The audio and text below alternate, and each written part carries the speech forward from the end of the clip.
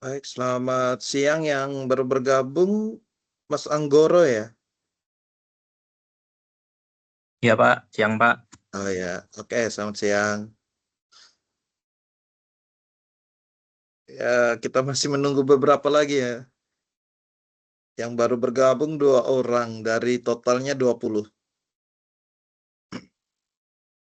Ya, kurang lebih 10 menit lagi kita mulai ya. Iya Pak.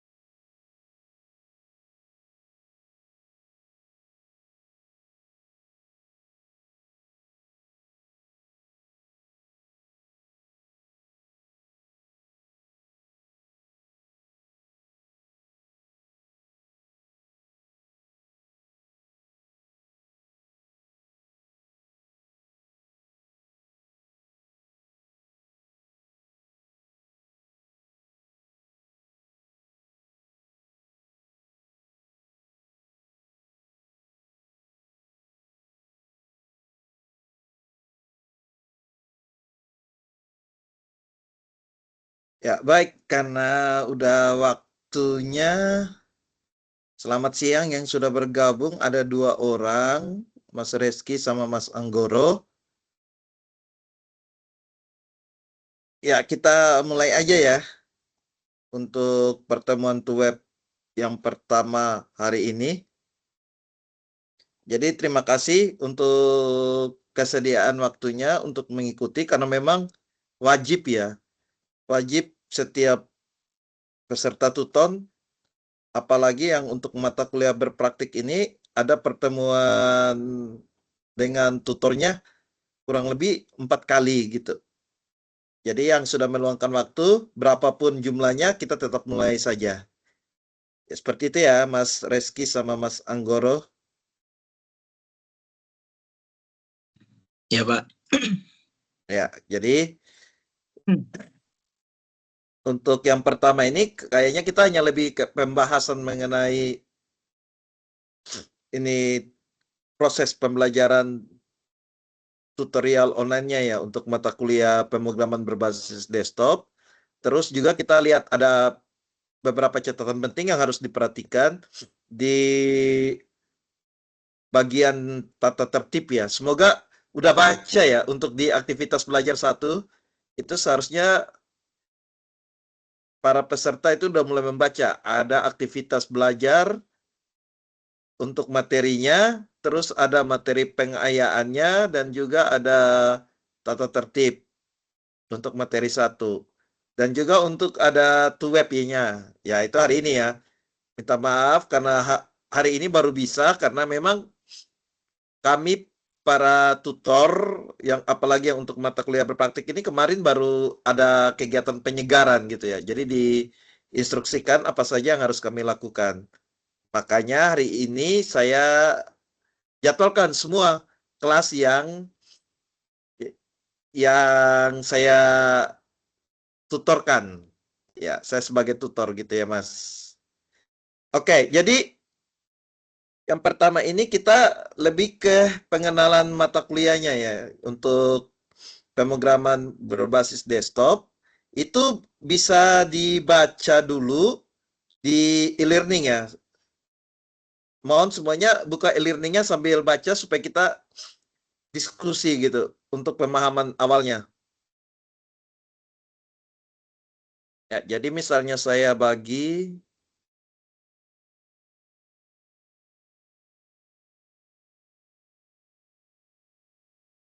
oh ya ini ya.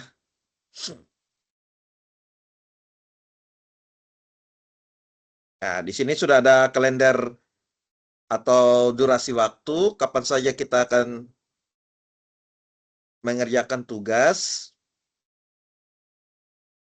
Ya, baik. Untuk penekanannya seperti ini, teman-teman. Di sini ada aktivitas belajarnya totalnya 15 kali. Yang dimana nanti teman-teman wajib mengerjakan tugas sebanyak 3 kali. Tugas ini tidak boleh bolong. Karena tugasnya jumlahnya hanya 3, berarti harus semuanya dikerjakan. Tidak boleh salah 1, salah 2. Harus ketiga-tiganya.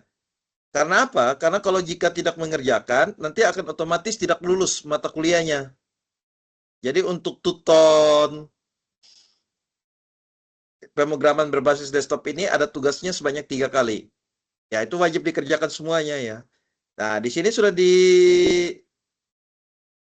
highlight bahwa tidak boleh ada yang tidak dikerjakan. Ya, itu. Jadi semuanya wajib. Seperti itu. Ini juga ada di bagian tata tertib, bisa dibuka dan dibaca ya. Di bagian bawah sini. Penjelasan ini. Jadi untuk prosedur tuton kita mengikuti apa yang sudah ditentukan oleh pihak UT sendiri ya. Jadi ada 3 tugas, wajib dikerjakan semua dan direkord atau direkam melalui e-learning. Jadi semua tugas itu harus kumpul tepat waktu dan semuanya melalui e-learning. Tidak boleh di luar platform e-learning UT. Itu ya. Jadi mohon atur waktu dengan baik supaya tugas-tugasnya itu bisa dikerjakan dan dikumpulkan tepat waktu. Seperti itu. Ya, jadi tugas ini menyumbang 50% nilai untuk mata kuliah. Jadi setelah tugasnya dikumpulkan, maka UASnya bisa diikuti. Seperti itu ya. Oke. Terus yang kedua, teman-teman ini dilarang sekali memberikan username dan password kepada pihak yang bukan mahasiswa UT atau kepada pihak yang mahasiswa UT namun tidak memprogram mata kuliah. Jadi yang benar-benar mengikuti adalah yang terdaftar dan mengambil mata kuliah tersebut. Seperti itu. Ini hati-hati sekali ya. Biasanya kan kita mungkin tidak sempat minta tolong orang lain yang mengerjakan. Tetapi di sini dilarang keras karena akan berdampak pada sanksi akademik untuk teman-teman sendiri. Jadi sekali lagi password dan username e-learningnya jangan dibagikan kepada orang lain selain diri sendiri. Ya, oke. Terus kedua, komunikasi. Kita komunikasinya semua lewat e-learning yaitu melalui media chat atau pesan ya. Kayak tadi saya mengingatkan kembali lewat message atau pesan kepada teman-teman semua. Nah, di sini kita juga ditentukan cara berkomunikasinya. Yang pertama, pakai bahasa Indonesia yang baik dan benar. Setidaknya jangan kasar, tidak santun, tidak berbau sara. Intinya di situ. Terus teman-teman harus menjunjung tinggi nilai kejujuran dan keluhuran akademik. Artinya, semua tugas harus dikerjakan sendiri. Jangan minta orang lain yang mengerjakan. Alias joki ya. Terus, hati-hati terhadap plagiasi. Itu ya, kalau memang mengutip, harus ada sumbernya. Tapi kalau coding ini saya rasa tidak terlalu apa ya. Karena kita lebih kayak code. Jadi ya codingnya itu pada umumnya sama. Tetapi ada sesuatu yang mungkin bisa kita ubah atau kita modifikasi dengan keinginan kita gitu ya. Kalau coding. Rata-rata perintahnya hampir sama. Tapi ada beberapa hal yang mungkin bisa kita modifikasi. Yang nomor 2 ini lebih terikat pada diskusi aja. Mungkin teman-teman mau membahas diskusi dengan mengetik itu hati-hati. Jangan sampai ambil pendapat orang lain baru ngaku-ngaku punyanya kita. Itu ya. Terus tidak boleh memberikan tugas kita untuk dijiplak oleh orang lain. Itu. Ya ini. Walaupun coding memang ada yang sama, pasti akan terlihat perbedaan dari tiap-tiap orang. Pasti ada. Tidak mungkin sama semua sama persis. Seperti itu. Sanksi yang bisa teman-teman dapatkan jika melanggar beberapa peraturan tadi, yang pertama, teman-teman dideaktivasi atau dinonaktifkan sebagai peserta tuton. Nah, ini hati-hati juga. Ini teman-teman bisa rugi lagi. Bisa rugi, tidak bisa mengikuti tutorial online sampai akhir dalam 1 semester ini. Berarti nanti tertunda. Itu ya. Yang kedua, pemberian peringatan. Nah, ini. Kalau teman-teman misalnya plagiat atau copy paste tanpa ada sumber yang jelas. Terus yang ketiga, jika diketahui menggunakan joki, maka teman-teman akan dihentikan secara keseluruhan untuk semua mata kuliah yang diikuti untuk tutorial online ini. Itu. Terus kalau misalnya ada diskusi atau tugas yang sama persis atau copy paste atau jiplak, maka otomatis dapat nilai 0.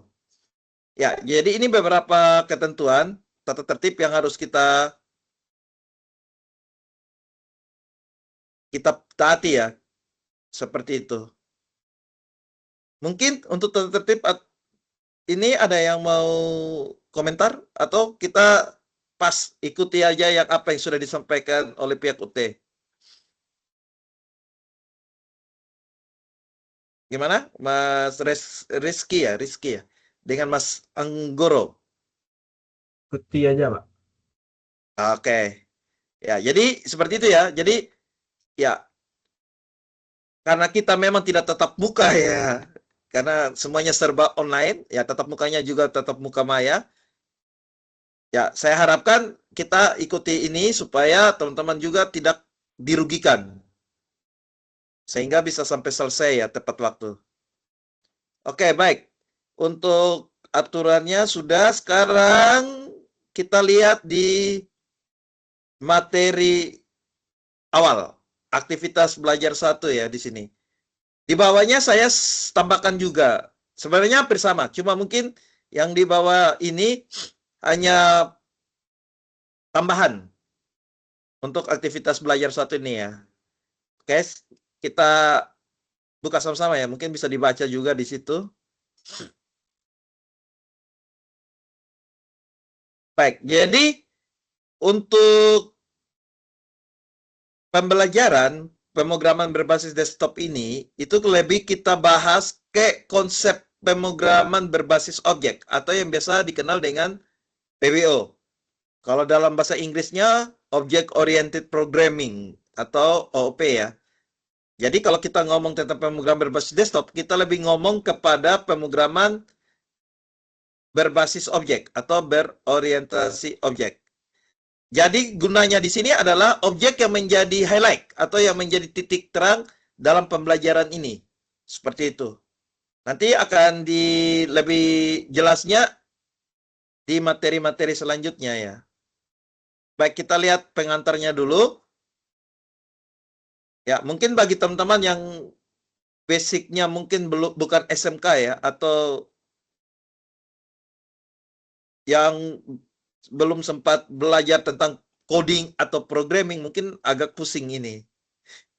Tapi semoga materi yang disampaikan bisa dimengerti secara pelan-pelan ya. Jadi pada umumnya dalam dunia programming itu ada 5 metode pemrograman. Ada yang namanya imperatif, ada yang namanya metode terstruktur, ada yang namanya prosedural, ada yang namanya object oriented, dan ada yang namanya fungsional. Kalau imperatif itu adalah model pemrograman yang dimana dia mengerjakan satu persatu. Jadi setiap satu baris perintah dikerjakan. Lanjut di baris perintah berikutnya. Kalau terstruktur, itu adalah beberapa baris perintah yang dalam satu struktur, itu yang dioperasikan atau dieksekusi. Kalau prosedural, berdasarkan prosedur yang dibuat. Jadi ada beberapa baris perintah dibuatkan dalam satu prosedur, itu nanti akan dipanggil dan dieksekusi. Kalau object oriented, lebih berbasis pada objek. Jadi nanti ada sebuah objek yang kita gunakan untuk mengidentifikasi baris-baris program yang lain. Nah, ini yang akan kita pelajari yang object oriented. Kalau fungsional lebih ke fungsi. Ada fungsi yang dibuat untuk dipanggil. Itu ya, sederhananya seperti itu. Ini saya buat lebih sederhana supaya ada gambaran dulu.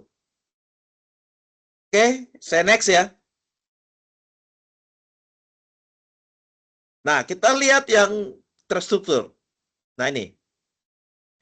Kalau kita ngomong tentang kata terstruktur, berarti kan dia ada suatu bentuk ya, struktural.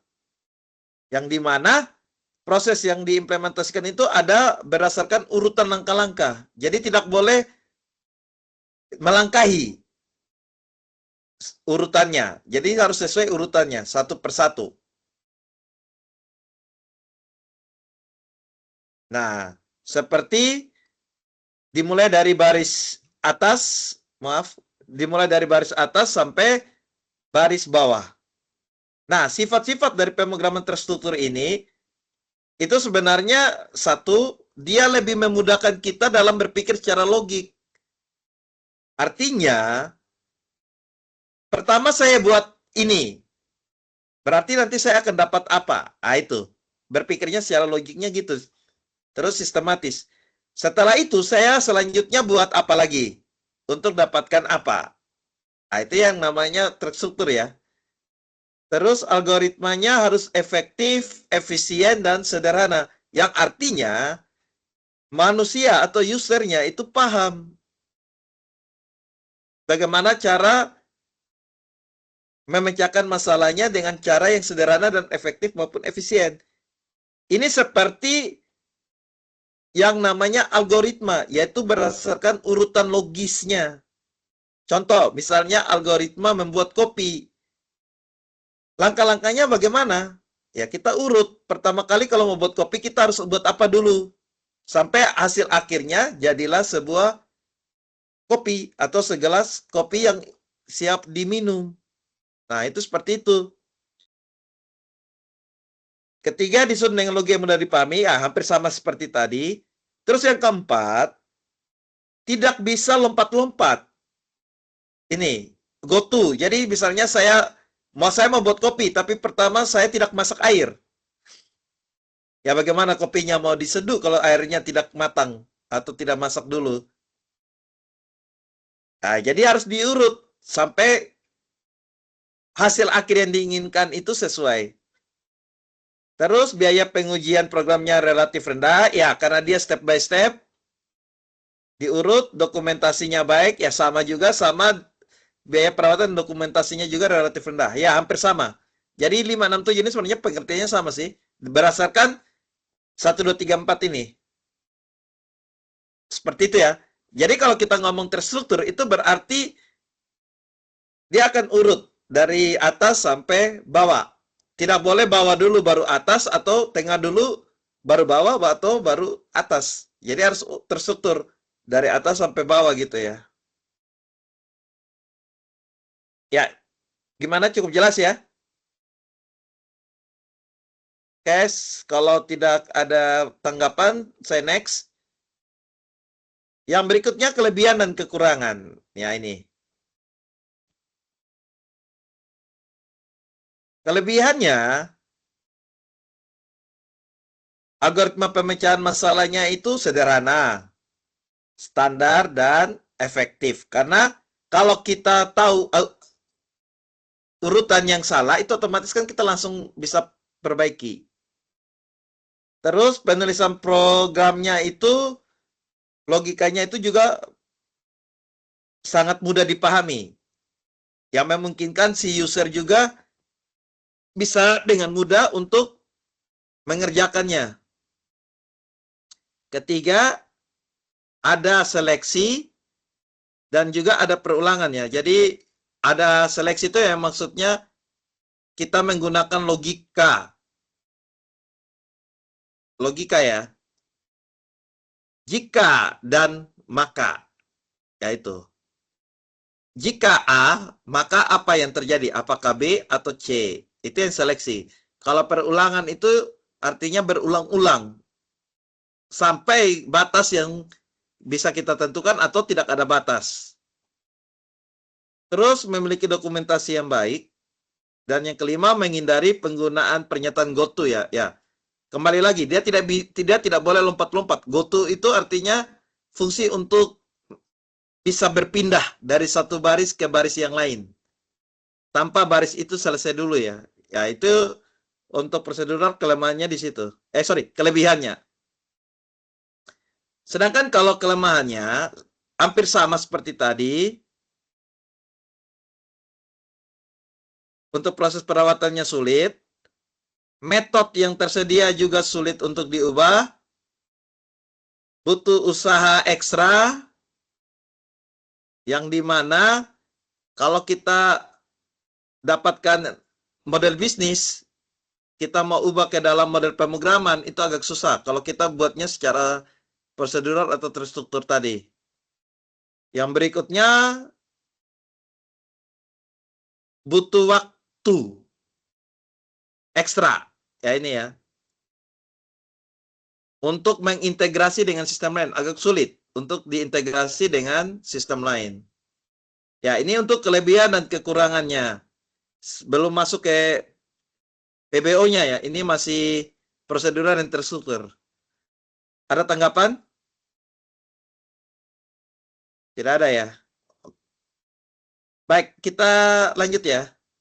Nah, di sini kita masuk ke konsep OOP-nya ya, atau PBO, pemrograman berorientasi objek atau berbasis objek. Nah, di sini PBO itu lebih ditekankan pada penggunaan objek, yang dimana objek ini menjadi highlight-nya ya, atau yang menjadi peran pentingnya dalam sebuah pemrograman.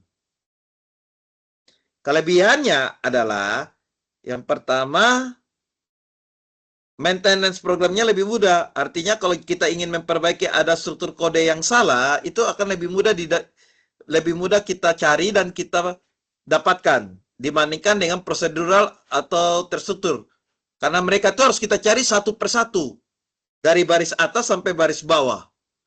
Sedangkan kalau PBO itu kita bisa langsung cari saja di posisi mana dia error. Kedua, mudah dalam pengubahan program. Artinya kalau kita ingin menambah atau menghapus, itu sangat mudah. Terutama jika kita nanti akan menggunakan penyimpanan database. Terus yang ketiga, objek-objek. Nah, ini yang tadi saya bilang, dia akan berbasis objek. Berarti nanti objek-objek itu yang akan menjadi aktor pentingnya di dalam program ini. Karena dia akan digunakan sesering mungkin. Oke, itu kelebihan dari PBO itu sendiri. Jika saya contohkan seperti ini. Analogi sebuah mobil. Mobil itu berarti kan dia objek. Benar ya? Benda kan? Objek. Manusia juga bisa saya artikan juga sebagai objek.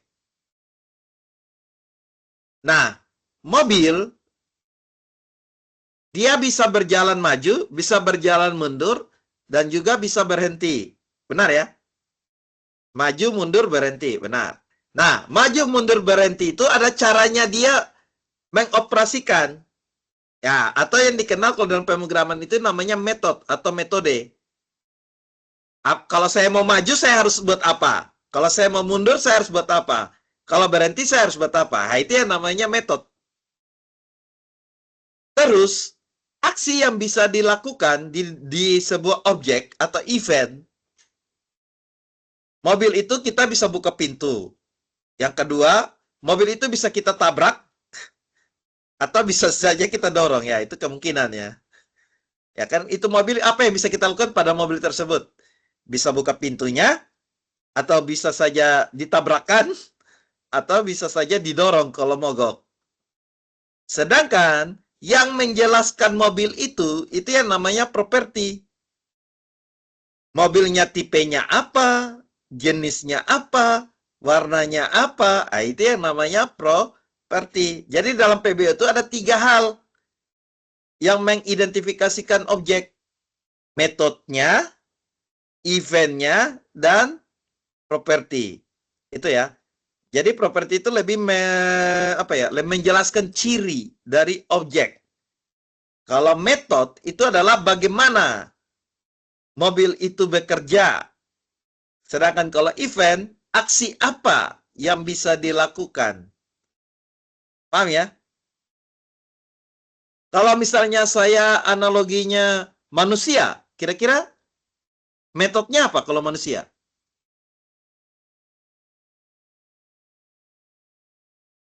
Menurut Mas Rizky dengan Mas Anggoro, kira-kira apa yang bisa dilakukan manusia? Makan bukan? Gimana kalau metodenya apa? Halo? Ya, gimana Mas Anggoro?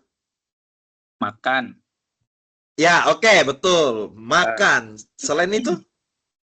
Makan, tidur. Ya, betul. Tidur, Bangun. berjalan, berlari, Benar ya. Ya, jadi makan, tidur, berjalan, berlari, ya itu yang namanya metode. Kalau eventnya apa? Apa yang bisa dilakukan? Atau aksi?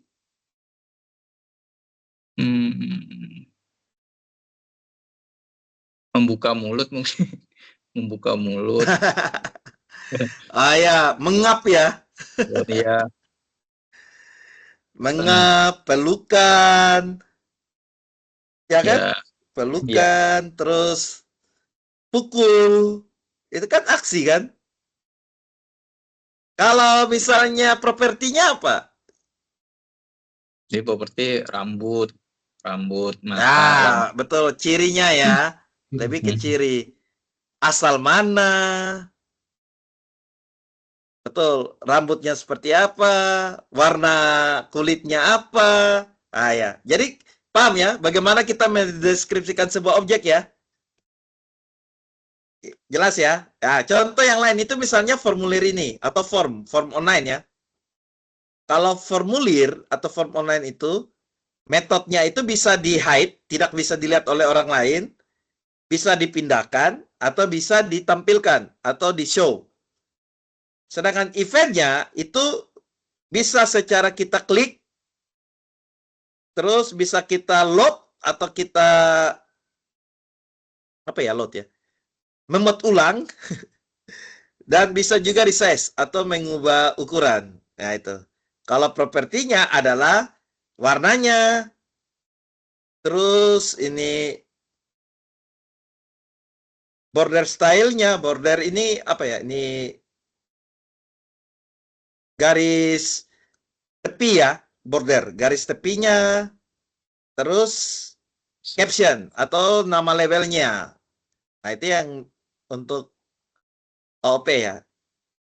Ya ini seperti itu. Jadi kalau kita ingin mendefinisikan sebuah objek, itu berarti ada 3 hal penting. Ada yang namanya method, ada yang namanya event, maupun ada yang namanya property ya. Kurang lebih seperti itu. Ya, jadi untuk ini paham ya? Baik, kita lihat perbedaan antara prosedural dengan PBO ya.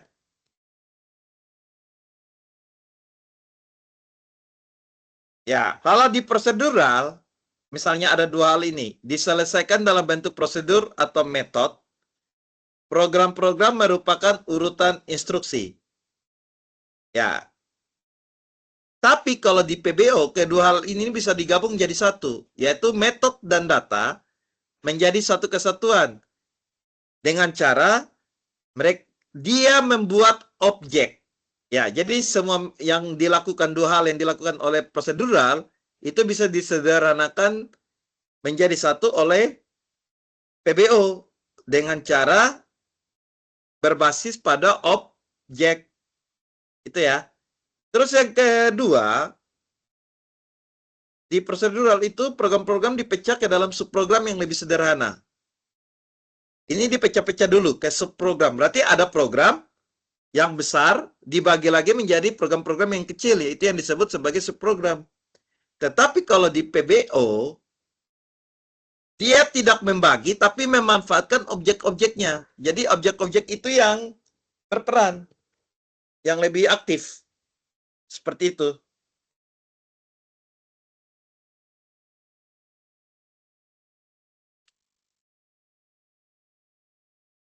Terus yang ketiga, kalau di prosedural, fokus utama pada prosedur dan metode. Metode dan prosedur digunakan untuk memanipulasi data. Datanya bersifat pasif. Tapi kalau di PBO, program itu bukan hanya urutan instruksi, tetapi objek-objeknya yang berfungsi untuk menyelesaikan masalah itu dengan cara bekerja sama. Dengan cara bekerja sama. Jadi intinya adalah PBO ini lebih berperan pada objek. Objeknya itu yang menjadi pemain kuncinya ya, atau menjadi pemegang peranan utamanya. Seperti itu. Untuk ini ada tanggapan atau pertanyaan?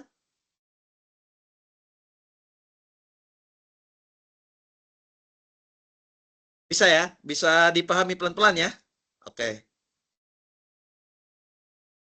Nah, di dalam sebuah pemrograman itu ada yang namanya compiler, interpreter, dan editor. Nah, ini kita harus paham. Yang bekerja paling pertama itu adalah compiler, ya ini. Yang dimana compiler ini menerjemahkan code yang diketik oleh user atau manusia yang menggunakan bahasa manusia diterjemahkan menjadi kode objek atau file biner yang dikenal oleh mesin. Ya, jadi pada saat kita mengetik code, compiler ini fungsinya untuk mengcompile, yaitu menerjemahkan apa? Code yang kita buat menjadi kode biner yang dikenal oleh mesin, karena mesin yang nantinya yang akan melakukan kompilasi untuk menghasilkan outputnya ya, atau luarannya. Itu. Yang dimana nanti compiler itu menghasilkan dua file. File objek atau juga file biner. Ya ini ya. Ini yang dikenal oleh mesin ya, atau komputer. Jelasnya seperti ini. Kalau dilihat yang di sebelah kanan sini, ini adalah code yang diketik oleh manusia. Manusia ngerti ketiknya yang ini. Tetapi mesin tidak kenal ini. Mesin kenalnya adalah yang ini. Ini isinya ini yang file biner tadi ya. Artinya apa? Pada saat kita mengetik ini dan kita melakukan compile untuk memproses hasil dari code ini kan outputnya nanti adalah mencetak hello world. Hello world ya. Compiler mengubah file yang kita simpan dengan hello world C ini menjadi hello world object. OBJ ini ya, objek.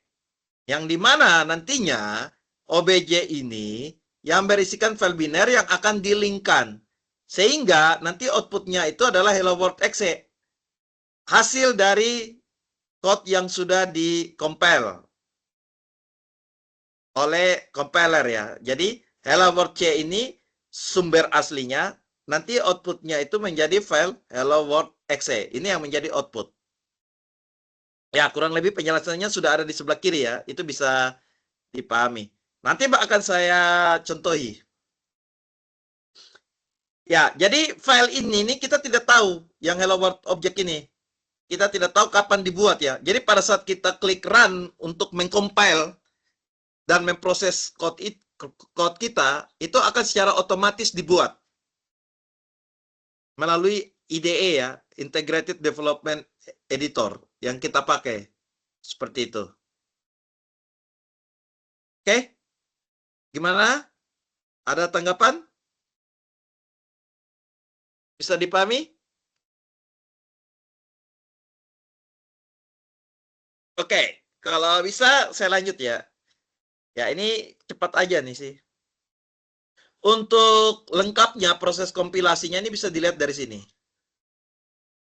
Ya, seperti tadi saya bilang, awalnya itu kita mengetik code-nya melalui IDE. Kalau bahasa Inggrisnya IDE, ya, Integrated Development Environment, yang dimana nantinya IDE ini membantu kita untuk melakukan kompilasi code yang sudah kita buat. Selanjutnya, dari code yang kita buat di IDE ini akan dilakukan preprocessor, yaitu pengecekan kembali apakah code yang kita ketik itu sudah sesuai atau belum, sudah benar atau belum.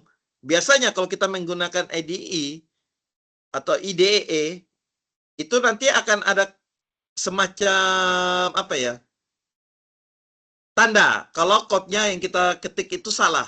Biasanya berupa cacing-cacing merah atau garis bawah merah. Nah, itu biasanya gitu.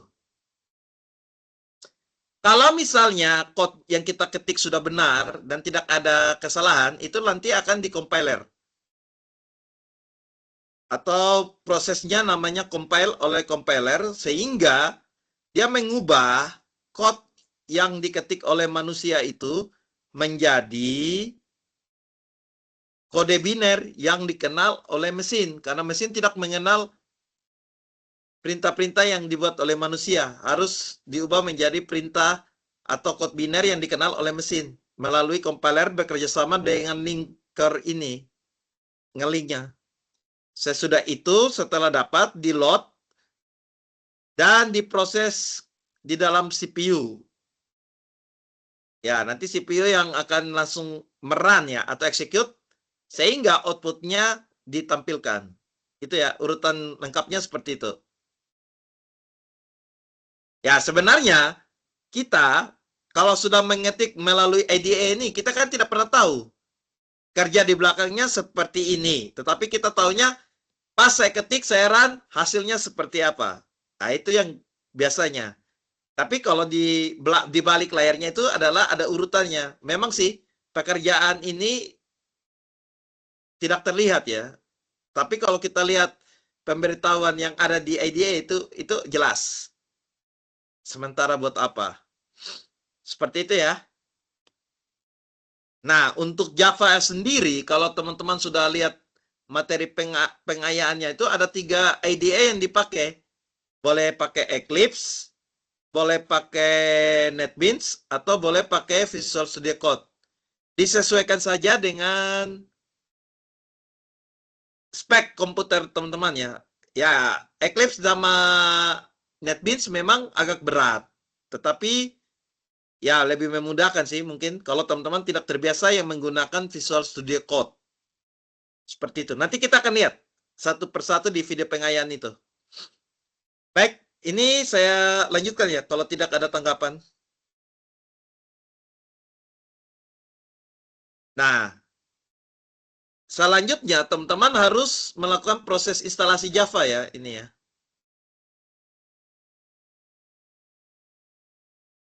Java. Jadi kalau misalnya ada laptop, ada yang memiliki laptop, ini bisa kita lakukan sama-sama ya. Saya bisa bantu untuk menuntun.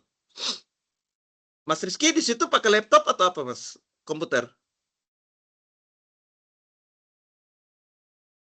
Mic-nya lagi mute. Pakai komputer. Ah, pakai komputer. Oke. Komputernya terkonek internet nggak? Connect, Pak. Oh ya. Sudah ada Java-nya atau belum? Belum, Pak. Oh ya. Oke, kalau Mas Anggoro? Saya sudah ada Java-nya sih kalau di komputer. Terus IDE-nya pakai apa, Mas? Saya biasanya pakai Visual Code sih, Pak. Visual Code ya. Berarti kalau Visual Studio Code udah atur path-nya ya? Oh, udah. Yang environment variable itu, Mas? Udah ya? Udah ada. Oke. Berarti Soalnya udah aman di ya? semester kemarin, ya aman. Oh, semester kemarin apa? Algoritma ya? Ya, dia masih nyerempet-nyerempet Java lah, jadi udah Ya, ada. oke. Ya, oke. Berarti aman. Ya, jadi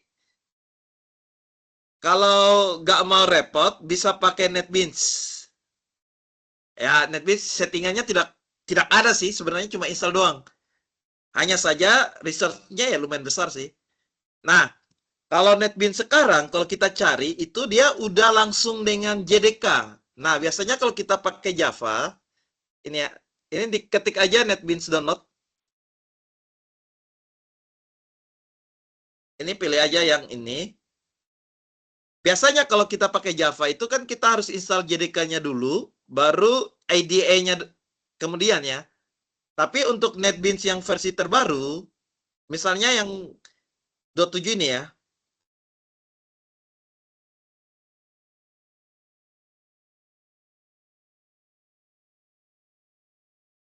ini klik yang Friends of Apache.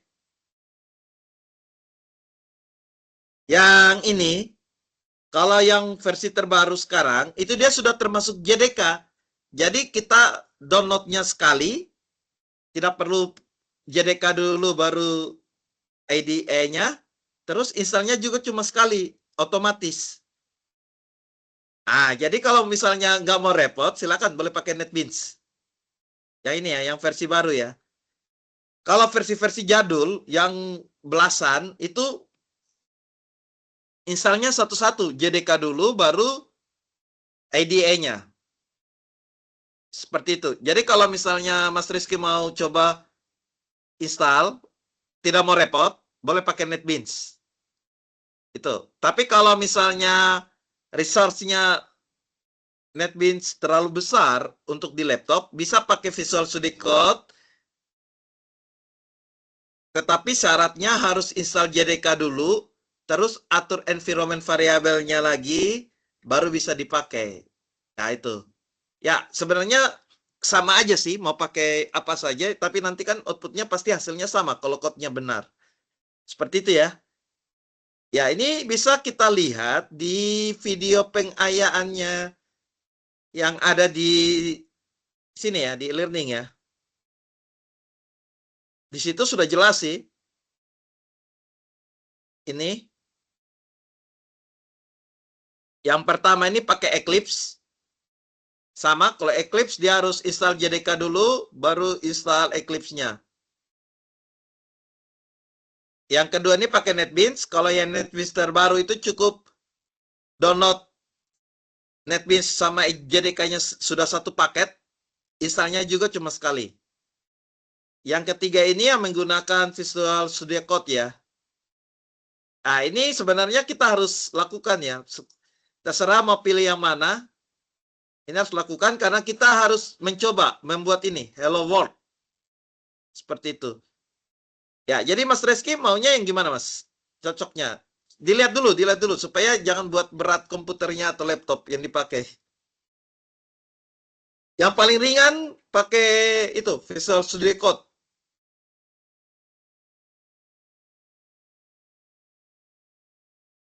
Kalau tidak mau ribet, pakai NetBeans yang tadi yang saya contohkan. Cukup download, install, pakai.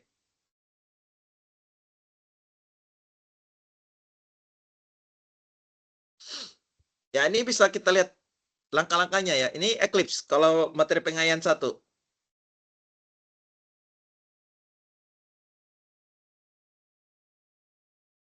Nih ya, mungkin sambil lihat-lihat cocoknya yang mana.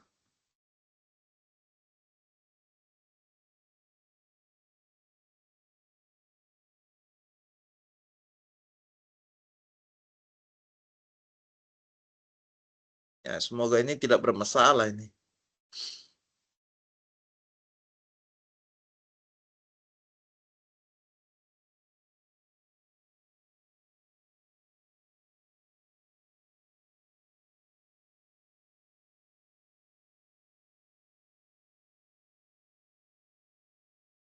Mungkin Mas Rizky sambil apa ya?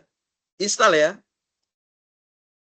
Supaya kita diskusi kalau memang ada kesulitannya.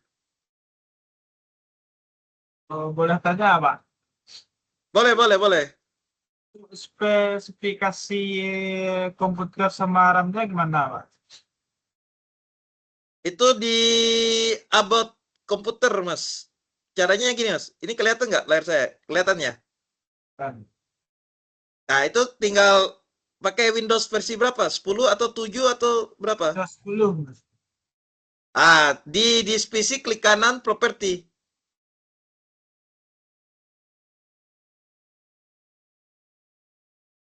Nah, nanti munculnya about. Kelihatan di sini tidak? Kan. Ada ya? Atau tidak di bawah sini? Ini tinggal dilihat speknya aja. Kalau untuk Cloud i3, cocoknya pakai apa? Masih bisa sih kalau mau pakai NetBeans bisa. RAM-nya berapa, Mas? RAM 8. RAM 8. Bisa sih kalau mau pakai NetBeans yang supaya nggak ribet. Tapi kalau mau agak sedikit ribet, bisa pakai Visual Studio Code sih, tapi harus setting-setting lagi sih. Mau yang mana, Mas? Coba NetBeans aja kali ya, Pak. Ah ya, NetBeans aja. Download itu tinggal download, install jadi tuh. Nggak usah pusing lagi. Search aja ya di Google NetBeans ini Mas. Apa? Ketik aja download NetBeans. Nanti ngaranya kayak Apache.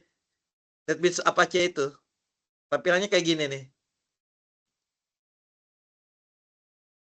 Nah, yang ini ya. Nanti keluarnya yang pertama ini, Mas. Udah. Ya, nanti selanjutnya tinggal klik download. Terserah mau atas atau bawah sama aja. Ini tinggal klik download. Terus yang ini. Diklik yang ini. Installer and package. Pilih yang Friends of Apache NetBeans. Udah? Oke. Nah, di sini dia udah ada ini Windows-nya ini, Mas. Ini udah satu paket nih. Ini tinggal download aja nih. Download, selesai, install.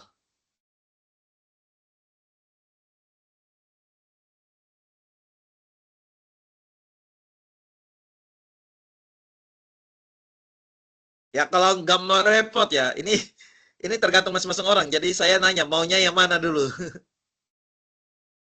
Karena bagi pemula ya, kalau dibuat ribet pasti udah jadi malas. Udah sementara download ya? Udah proses download belum? Sedang proses download. Oh ya, sementara ya. Ya ini tinggal diklik ini otomatis langsung download. Oke. Nanti kalau sudah tinggal klik open. Biasanya kan muncul notifikasi itu ya. Klik open terus tinggal install aja. Next aja Mas. Installnya gampang, next doang. Next doang ya. Nah, tadi seperti ya. Tadi saya bilang Eclipse sebenarnya sama juga sih. Cuma Eclipse dia harus install JDK dulu baru Eclipse-nya. Nah, setelah diinstal, Eclipse-nya ini harus ada setting-setting. Nah, ini yang orang kalau misalnya yang pemula lihat ini udah menjadi malas. Masih ada beberapa settingan.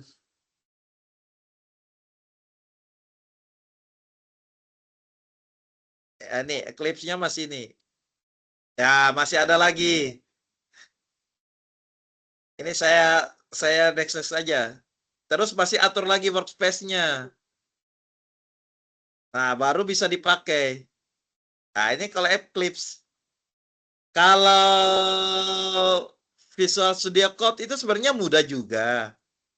Hanya atur environment aja yang mungkin ya kalau diikuti tutorialnya baik-baik sebenarnya mudah juga. Ya ini yang Visual Studio Code ya. Nah ini sebenarnya mudah juga sih sebenarnya. Yang penting ikuti secara teliti.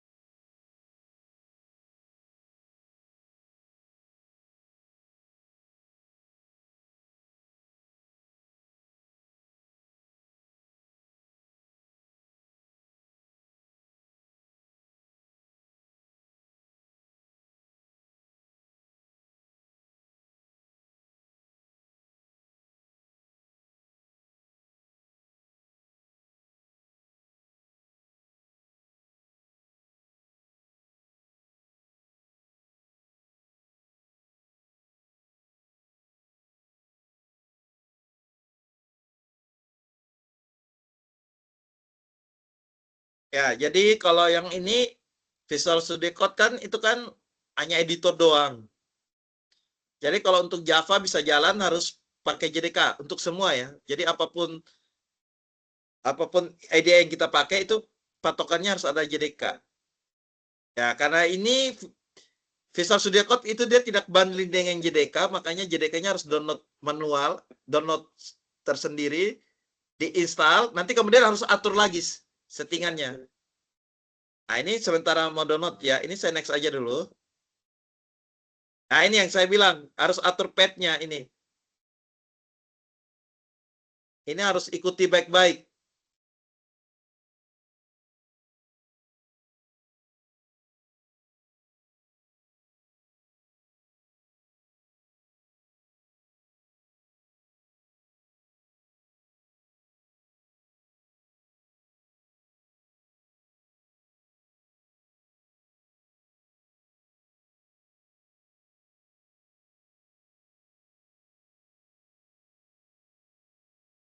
Downloadnya udah berapa persen, Mas?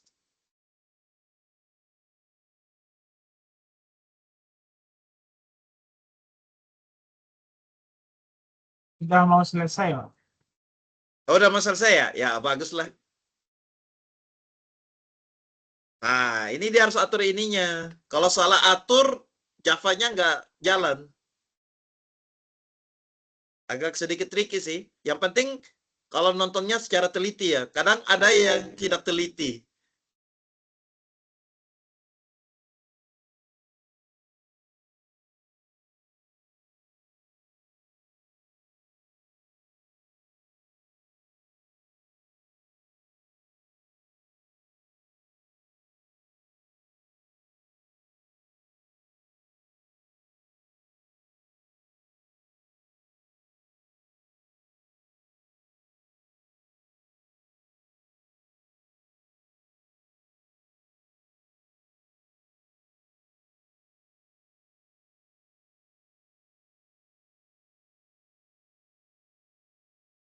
Ya ini kalau untuk di Visual Studio Code masih nambah satu plugin lagi. Atau extension. Ya, ini.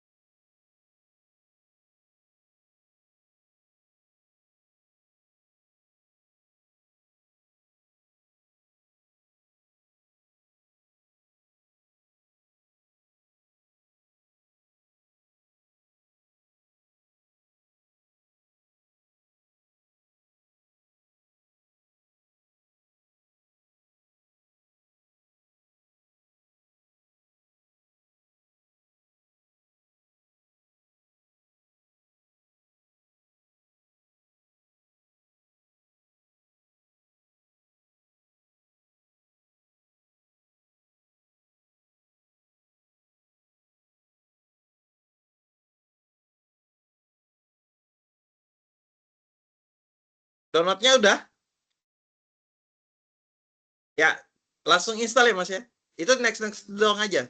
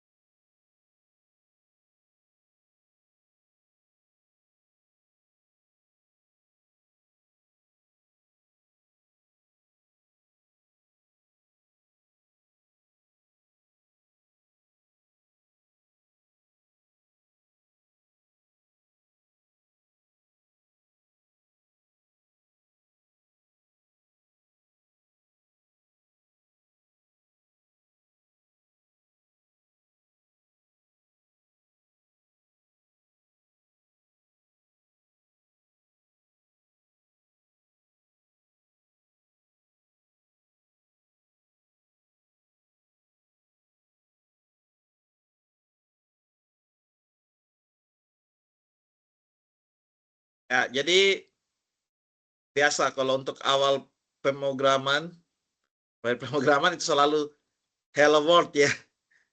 Outputnya kita coba buat hello world. Nanti ini kita coba buat yang lain. Instalasinya udah berhasil Mas Rizky?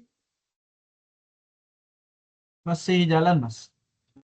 Masih jalan. Udah hampir habis atau di tengah prosesnya? Oh, udah selesai. Ya, oke.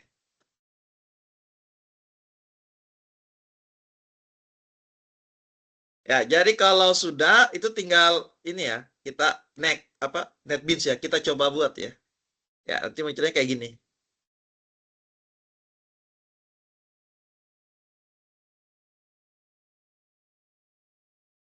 Ya, saya saranin nih kalau tidak mau repot pakai NetBeans aja sih. Ya, tergantung spek juga. Jadi tinggal masing-masing orang aja yang memilih spek yang cocok. Ya.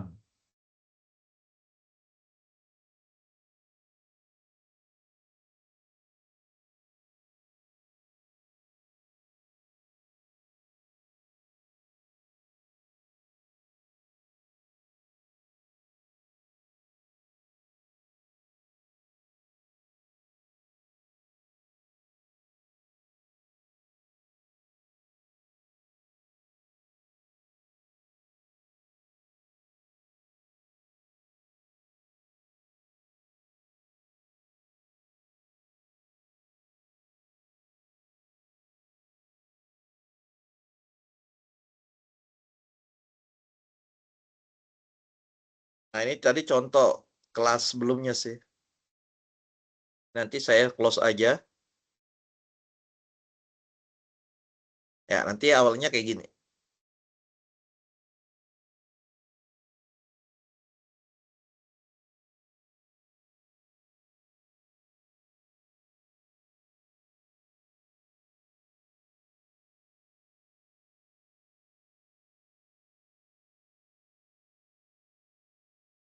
Sudah? Munculnya kayak saya ya? Gini ya, Ya. Mas? Ya. Oke. Ya, ini Mas Anggoro juga boleh pakai Visual Studio Code ya. Kita coba buat ya. Ya, jadi tinggal kita klik new project aja nih. Oke. Ini klik ini Mas Anggoro kan udah pernah pakai ya, jadi tinggal langsung buat file aja sih. Terus kita pilih yang Java with Maven, yang pertama ini. Terus projectnya Java Application, karena kita buatnya produk Java ya. Udah Mas Rizky? Nah, Nah, ini tinggal di next. Nah, kita hanya ini memberi nama project. Bebas, misalnya ini apa ya? Coba satu misalkan. Kalau sudah, lokasinya boleh diganti atau boleh juga enggak. Ini kan defaultnya tersimpan di dokumen NetBeans Project ya. Saya enggak ubah. Biar aja dia tersimpan di sini. Ini tinggal klik finish.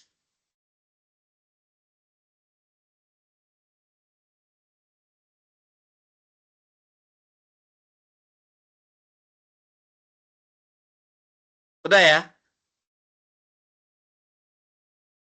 nah, Udah muncul? nah. Ya. Kerennya adalah kita tidak perlu lagi ketik hello world. Udah langsung otomatis dibuatkan. Otomatis ya. Ya, kan awalnya kan tadi kan kalau kita lihat di Visual Studio Code diketik satu-satu kan. Nah, NetBeans sudah dikasih nih. Tugas kita apa? Kita tinggalan aja. Ada tombol play di atas yang ini. Ini tinggal kita klik run. Nanti lihat aja di bawah.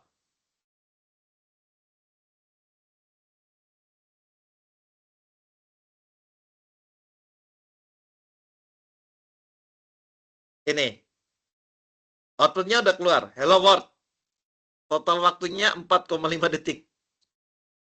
Ya, tergantung spek ya. Mungkin ada yang lebih cepat. Keluar? Belum. Ada di sini di bawah sini udah kelihatan Mas. Ada. Udah. Sudah. Udah. Oke.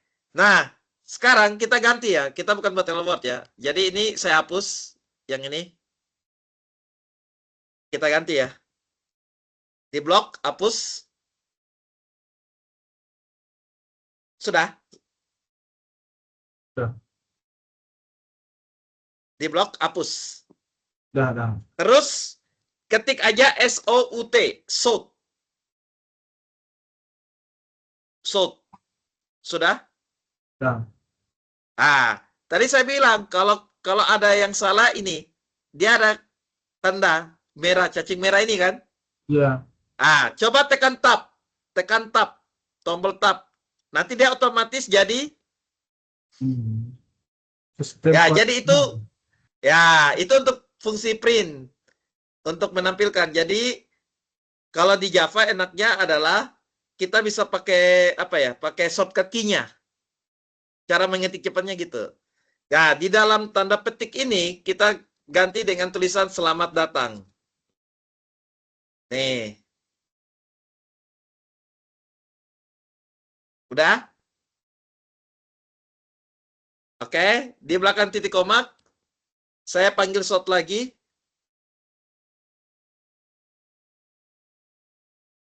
Di kelas pemrograman berbasis desktop. Ya, kayak gini.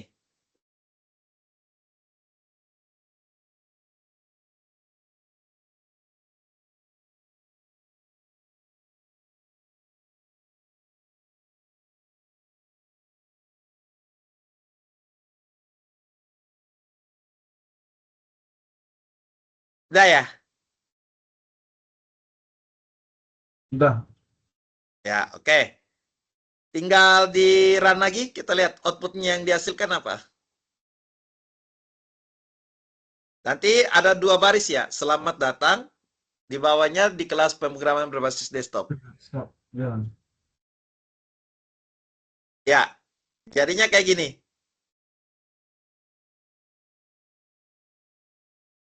Udah keluar? Dah. Ya, seperti itu ya.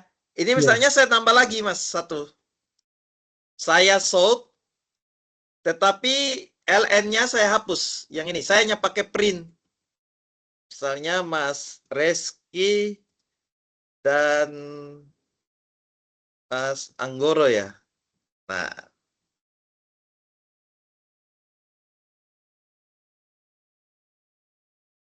ini ya. Saya hapus LN-nya, saya hanya pakai print. Kita lihat perbedaannya ya. Ini tinggal di run.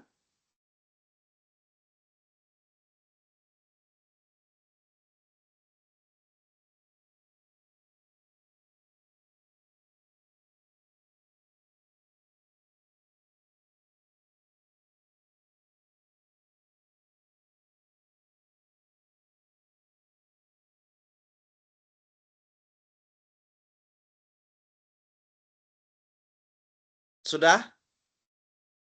Sudah? Saya tambah lagi satu ya.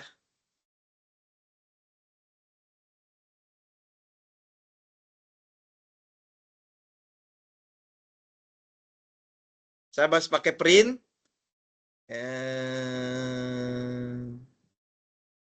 Apa ya?